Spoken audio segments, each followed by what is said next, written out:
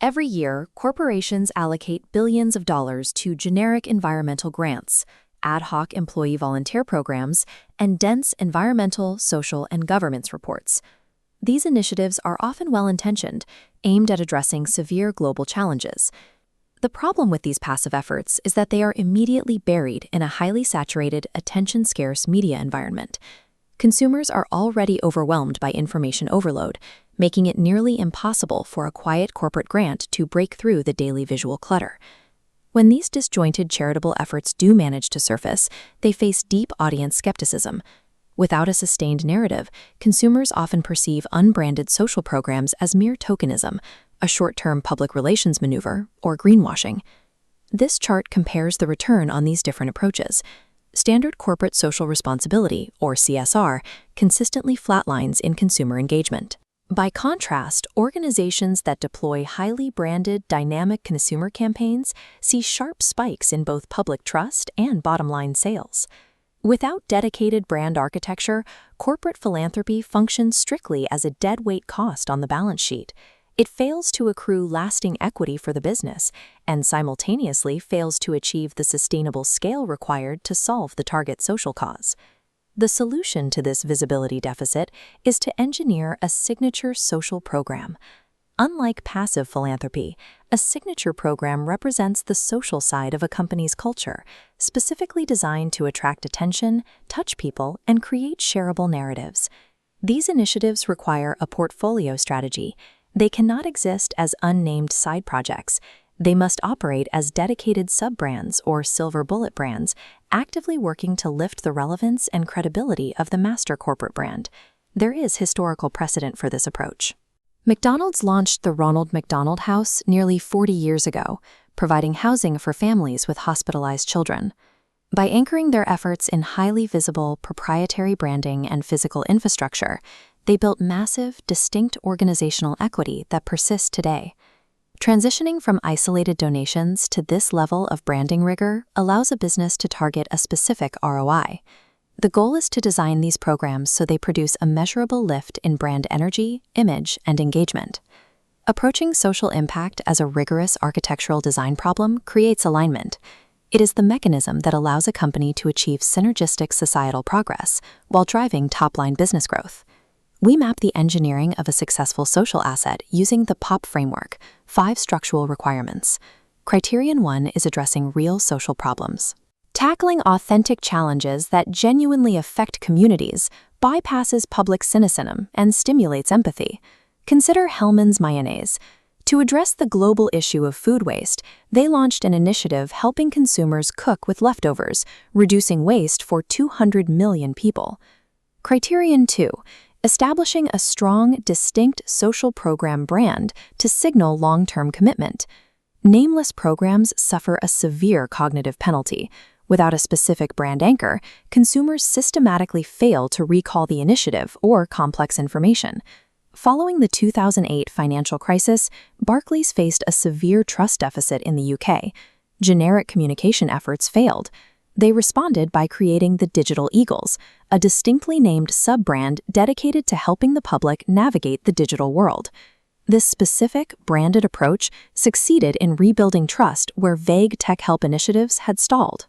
Without a clearly targeted problem and a proprietary name, a program lacks the foundational hooks required to build lasting memory structures.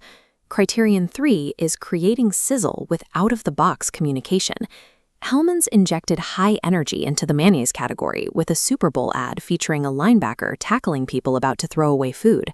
This aggressive tactic yielded quantitative results. Hellmann's experienced double-digit sales growth in an industry unaccustomed to such movement, alongside behavioral changes in millions of households. Criterion 4 is ensuring a feel-right fit. High-energy programs must still align with the company's core operations, business heritage, or available resources to pass the consumer authenticity test.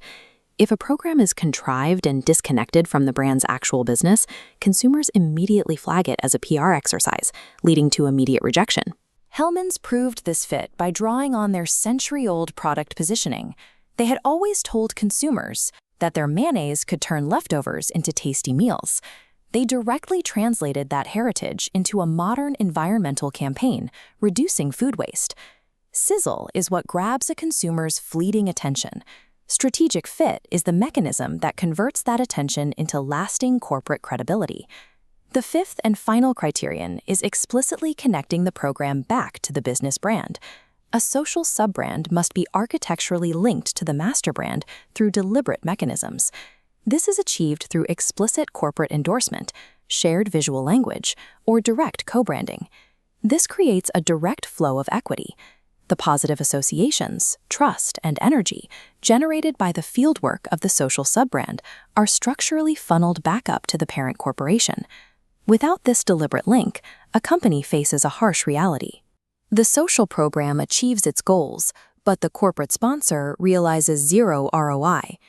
When executed completely, the POP framework transforms an isolated charitable donation into a cohesive, interconnected, and highly lucrative brand portfolio.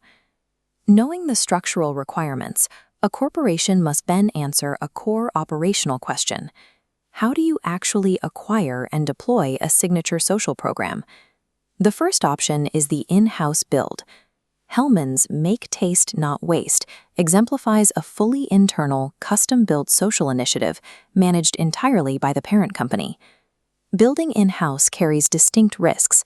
It requires a high financial cost, a long time to market, and immense internal resources. The second option is adoption. Rather than starting from zero, a corporation can adopt and integrate an established nonprofit into its brand portfolio.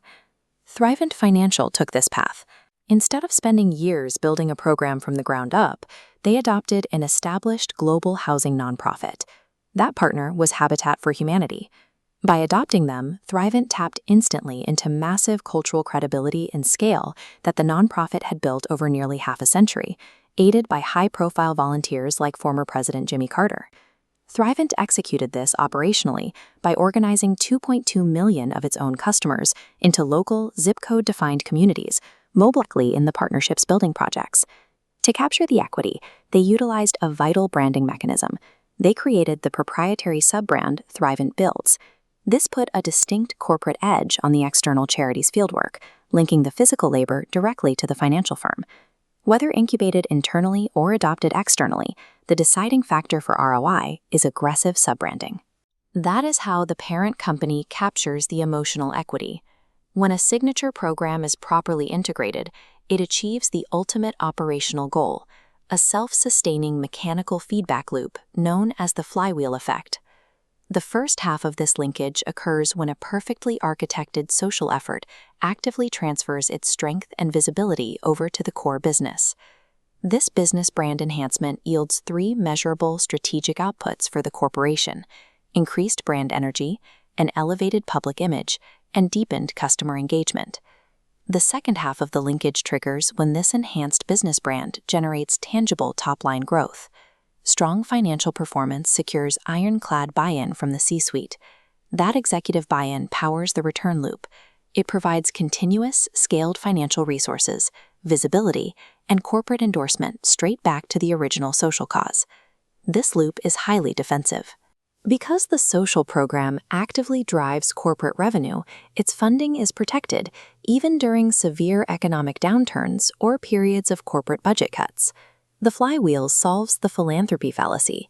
It permanently aligns a corporation's financial motivations with sustained, measurable societal impact. Unbranded, disconnected philanthropy is a relic of legacy corporate governance. It actively fails the business executing it and the cause it serves. Signature social programs function as engineered, self-sustaining financial and cultural assets. This architectural approach to brand energy creates the alignment between authentic societal progress and measurable top-line growth.